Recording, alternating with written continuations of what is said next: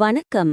பைபிளை முழுவதுமாக வாசிக்கும் நம் லட்சிய பயணத்திற்கு உங்களை அன்புடன் வரவேற்கிறேன்.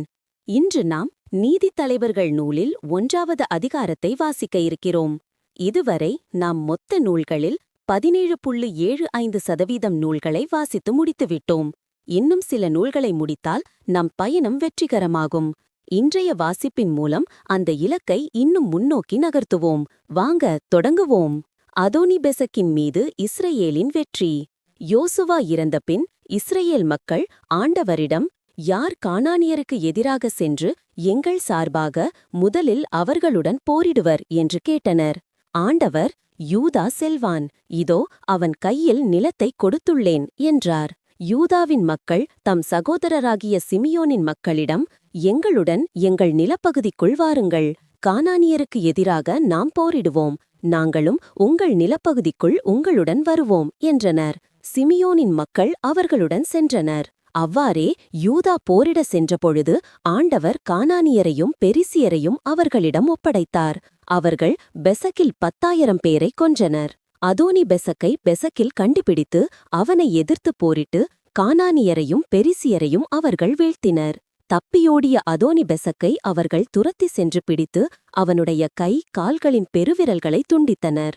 அப்பொழுது அதோனி பெசக்கு, கை கால்களின் பெருவிரல்கள் துண்டிக்கப்பட்ட 70 அரசர்கள் என் உணவு மேசையிலிருந்து சிதறியவற்றை பொறுக்கினார்கள். நான் செய்தவாறே கடவுள் எனக்கு செய்துள்ளார் என்றான். அவனை எருசலேமுக்கு கொண்டு வந்தனர். அவன் அங்கே இறந்தான். யூதா குலம் எருசலேமையும் எபிரோனையும் கைப்பற்றல். யூதாவின் மக்கள் எருசலேமுக்கு எதிராக போரிட்டு அதை கைப்பற்றினர். வாள்முனையால் மக்களை வெட்டி வீழ்த்தி நகரை நெருப்புக்கு இரையாக்கினர்.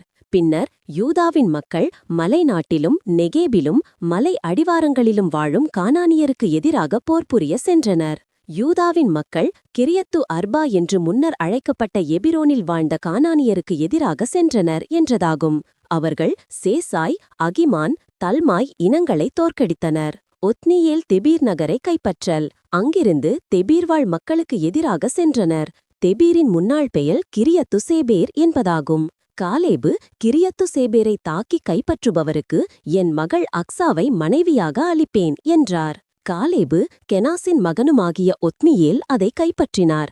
எனவே காலேபு அவருக்கு தம் மகள் அக்சாவை மனைவியாக அளித்தார். அவள் வந்தபோது அவளுடைய தந்தையிடமிருந்து ஒரு நிலம் கேட்குமாறு அவர் அவளை தூண்டினார். எனவே அவள் கழுதையை விட்டு இறங்கியபோது காலேபு அவளிடம், உனக்கு என்ன வேண்டும் என்று அவளை கேட்டார். அவள் அவரிடம், எனக்கு நீர் ஓர் அன்பளிப்பு தர வேண்டும், எனக்கு வறண்ட நிலத்தைத்தான் கொடுத்துள்ளீர், எனக்கு நீரூற்றுகளையும் தாரும் என்றாள். எனவே காலேபு அவளுக்கு மேல் ஊற்றுகளையும் கீழ் ஊற்றுகளையும் கொடுத்தார். யூதா பென்யமின் குலத்தாரின் வெற்றிகள். மோசேயின் மாமனாரின் மக்களாகிய கேனியர் பேரீச்ச நகரையிலிருந்து யூதா மக்களுடன் யூதா பாலை நிலத்திற்கு சென்றனர். அது ஆராத்துக்கு தெற்கே உள்ளது.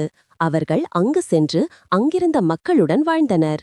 யூதாவின் மக்கள் தம் சகோதரர் சிமியோனின் மக்களுடன் சென்றனர். அவர்கள் செப்பாத்தில் வாழும் கானானியரை கொன்று அந்நகரை முற்றிலும் அழித்தனர். நகரின் பெயரை ஒர்மா என்று அழைத்தனர். யூதாவின் மக்கள் காசாவையும் அதன் எல்லைக்குட்பட்டவற்றையும், அஸ்கலோனையும் அதன் எல்லைக்குட்பட்டவற்றையும், எக்ரோனையும் அதன் எல்லைக்குட்பட்டவற்றையும் கைப்பற்றினர். ஆண்டவர் யூதாவின் மக்களுடன் இருந்தார். அவர்கள் மலைப்பகுதியை உரிமையாக்கிக் கொண்டனர். ஆனால் சமவெளியில் வாழ்ந்தவர்களை அவர்களால் விரட்ட முடியவில்லை. ஏனெனில் அவர்களிடம் இரும்பு தேர்கள் இருந்தன. அன்னாக்கின் 3 புதல்வர்களை விரட்டியடித்த காலேபுக்கு மோசே கூறியிருந்தவாறு எபிரோன் கொடுக்கப்பட்டது.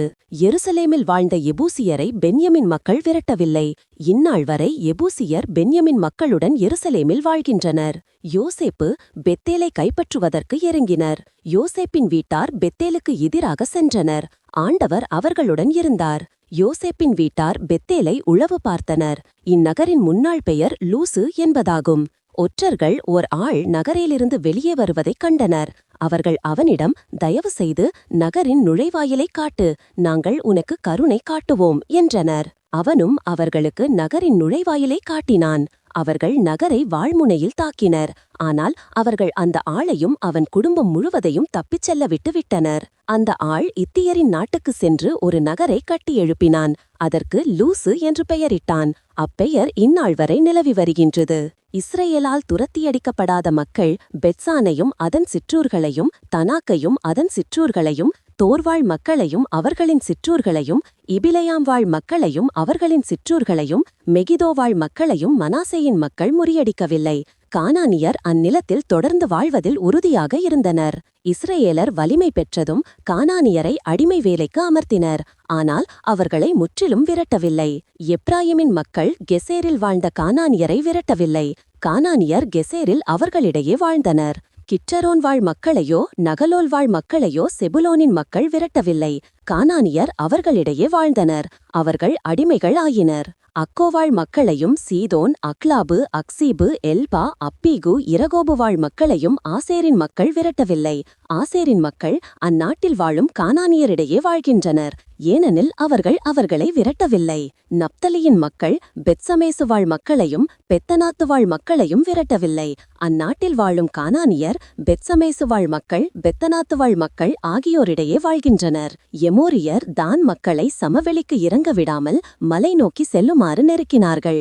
எமோரியர் கர்கரேசிலும் ஐயலோனிலிருந்த சாலபிமிலும் தொடர்ந்து வாழ்வதில் உறுதியாக இருந்தனர். யோசேப்பு வீட்டாரின் கை ஓங்கியது. எமோரியர் அடிமைகள் ஆயினர். எமோரியரின் எல்லை அகரபிம் ஏற்றத்திலிருந்து சேலாவுக்கு வடக்கே மேல் நோக்கி சென்றது. நாம் 1189 அதிகாரங்களில் 212 அதிகாரங்களை நிறைவு செய்துவிட்டோம். இன்னும் சில அதிகாரங்களை வாசித்தால் முழு பைபிளையும் முடித்து விடுவோம். நாளை அடுத்த அதிகாரத்தை பார்க்க சந்திப்போம். நாள்தோறும் இந்த பயணத்தில் நீங்களும் பங்கேற்றால் பைபிளை முழுமையாக வாசித்து முடிப்போம். இது நம் வாழ்க்கையிலும் ஆன்மாவிலும் பெரிய மாற்றத்தை ஏற்படுத்தும்.